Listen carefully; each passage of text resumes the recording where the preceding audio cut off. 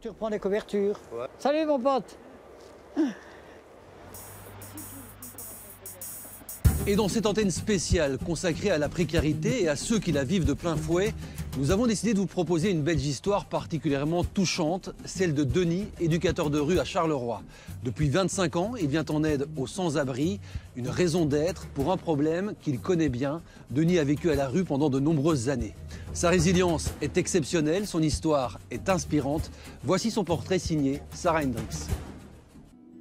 C'est l'histoire d'un ancien SDF qui consacre sa vie à aider ceux qui, comme lui, se sont retrouvés à la rue.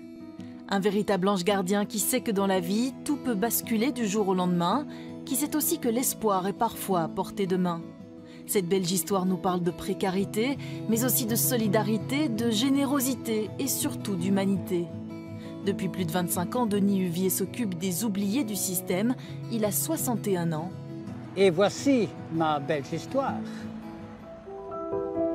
Une belge histoire qui commence à l'aube, au cœur de la ville la plus peuplée de Wallonie, une des plus pauvres aussi.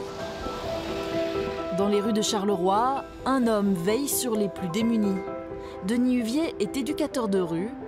Dans la ville, il connaît tous les recoins où s'abritent les SDF et pour cause, lui aussi a connu la rue.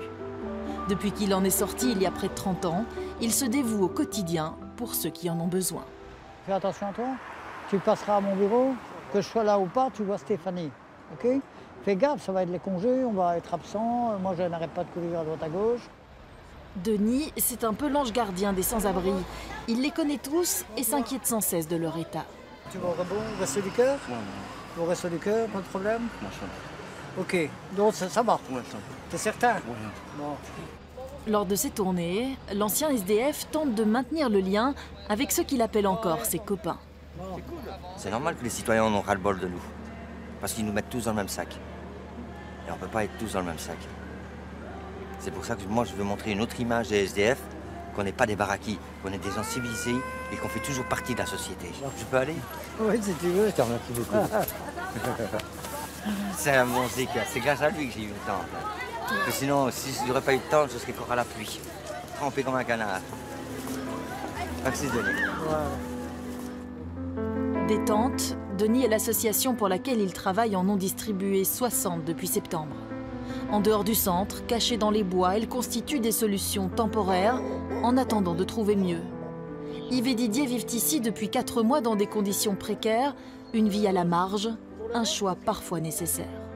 Ah, les abris de nuit, j'aime pas. Ils sont tous des drogués, des voleurs. Et puis il faut s'inscrire, il faut avoir une place. On ne peut pas dormir tous les jours. On a droit à un quota de nuit. Ah, parce qu'il y a du relais et tout ça. Mais... c'est difficile. On va arriver à l'hiver. Si le bourgmestre décide de faire comme l'année dernière en disant les sans-abri doivent être ramassés par les flics. Magnette, on Bah. parle de Magnette. Oui, je sais, mais en attendant. Pas triplette à côté de moi. Ouais, mais moi j'ai envie. Et moi j'ai dit ma façon de penser. Moi. J'ai envie de te voir encore longtemps vivant. Ouais, j'ai envie de t'emmerder encore jusqu'à ma carrière, fin de carrière. Hein. S'asseoir, discuter, aider les sans-abri dans leur démarche administrative. Grâce à son passé, Denis sait mieux que personne gagner la confiance de ces hommes.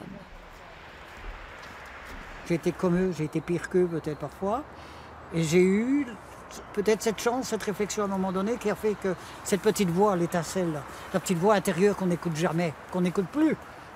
Et cette voix qui m'a sauvé à chaque fois que je buvais comme un trou, que j'étais au Marsupilami, parce que j'ai quand même une grande période à Charleroi. Quand j'étais au Marsupilami, je regardais les voitures tourner. Et j'avais la bouteille, je buvais. Et puis je disais, allez, tu vas te jeter devant une bagnole quand elle va arriver. Et quand j'arrivais au bord du trottoir pour le faire, parce que j'avais tellement bu qu'à un moment donné, tu étais complètement dans un autre monde, et tu fais le pas, il y avait cette petite voix qui était là. Et si jamais tu rates ton coup, et si jamais c'est lui qui se plante et qu'il a des enfants, et que toi, tu es vivant, alors j'avais encore ça. Quelle chance inouïe de pouvoir avoir cette petite réflexion. Sa vie bascule à 19 ans après une rupture amoureuse. Le jeune Denis n'a plus confiance en lui ni en personne, le début de 6 ans de vagabondage.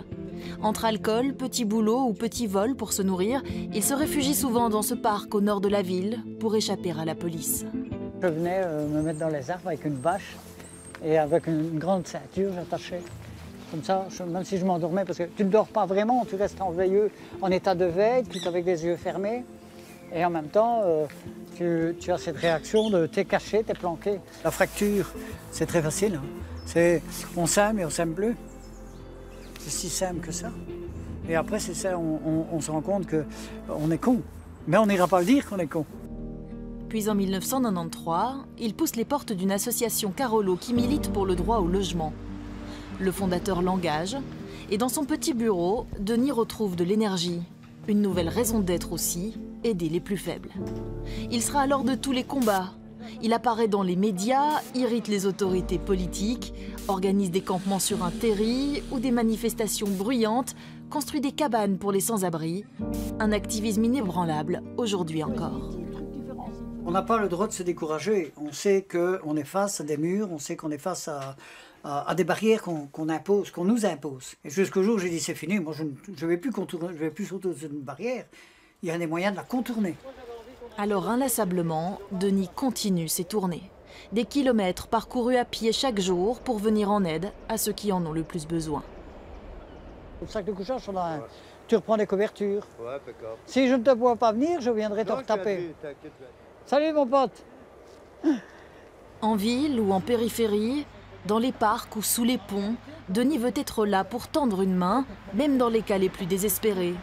Aujourd'hui, il assume son passé. Il n'y a pas de honte, en tout cas. Il n'y a pas de honte. Le plus riche des hommes peut être le plus pauvre le lendemain. Hein, donc, il n'y a pas de honte. Et je n'ai pas eu honte de ce que je suis passé. Parce que les leçons que j'en ai tirées, c'est justement utiliser sa propre faiblesse, utiliser ses faiblesses, utiliser ses accidents de parcours pour faire un mieux. Et pas faire un mieux pour soi-même tout seul. L'heure de la retraite sonnera bientôt, mais dans 3 ans, pas sûr que Denis pourra abandonner ses copains. Aujourd'hui, il a retrouvé une vie stable et même l'amour, mais jamais il n'oubliera d'où il vient.